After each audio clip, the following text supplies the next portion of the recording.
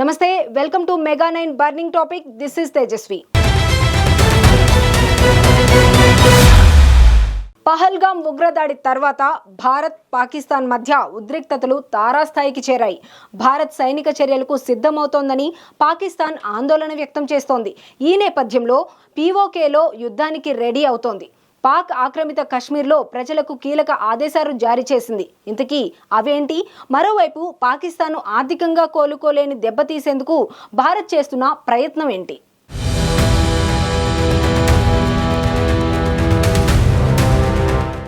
పహల్గామ్ దాడి తర్వాత భారత్ ఎప్పుడు సైనిక చర్యలకు దిగుతుందోనని పాకిస్తాన్ ఆందోళన చెందుతోంది.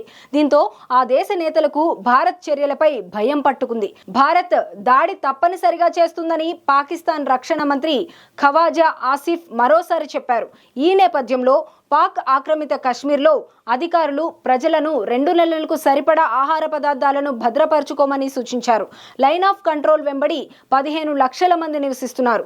వీరు యుద్ధం భయంతో బంకర్లను సిద్ధం చేసుకుంటున్నారు. పీఓకేలో 1000కి పైగా మదర్సాలను 10 రోజుల పాటు మూసివేశారు. యుద్ధం జరిగితే సరఫరా నిలిచిపోయి ఆహార కొరత ఏర్పడవచ్చని అధికారులు భావిస్తున్నారు.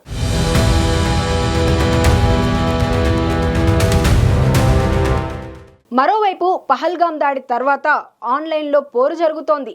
పాకిస్తాన్ సోషల్ మీడియాపై భారత్ నియంత్రణ పెడుతోంది. పాకిస్తాన్ ప్రధాని షహబాజ్ షరీఫ్ వెబ్సైట్, యూట్యూబ్ ఛానల్ను భారత్ నిలిపివేసింది. అటు భారత వెబ్సైట్లపై పాకిస్తాన్ హ్యాకర్లు దాడులు చేస్తున్నారు. కానీ భారత సైబర్ సెక్యూరిటీ వాటిని ధీటుగా అడ్డుకుంది. పహల్గామ్ దాడి తర్వాత భారత్పై 10 లక్షలకు పైగా సైబర్ దాడులు జరిగినట్లు అంచనా వేస్తున్నారు.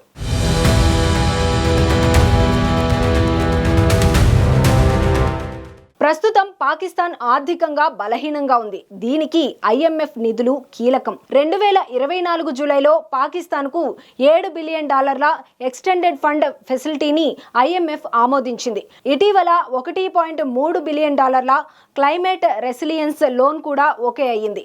పహల్గామ్ దాడి తర్వాత ఈ నిధుల విషయంలో ఒకసారి ఆలోచించుకోవాలని భారత్ IMFని కోరింది.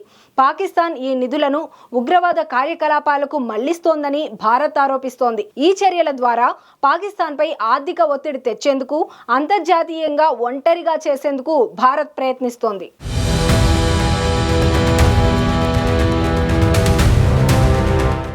భారత్ పాకిస్తాన్ను financial action task force grey లిస్టులోకి తిరిగి చేర్చేందుకు ప్రయత్నిస్తోంది.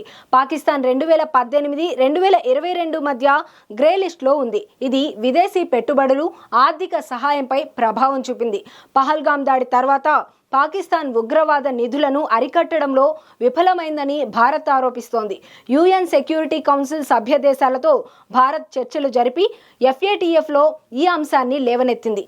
పాకిస్తాన్ను గ్రే లిస్టులో చేర్చాలని జమ్మూ కాశ్మీర్ రాజకీయ నాయకులు కూడా కోరారు.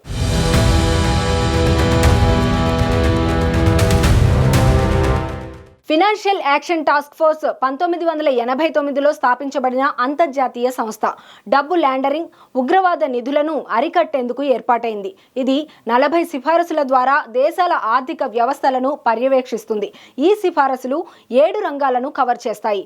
FATF గ్రే లిస్టులో ఉన్న దేశాలపై నిధుల విషయంలో నిఘా ఉంటుంది. ఇది విదేశీ పెట్టుబడులు, ఆర్థిక సహాయంపై ప్రభావం చూపుతుంది.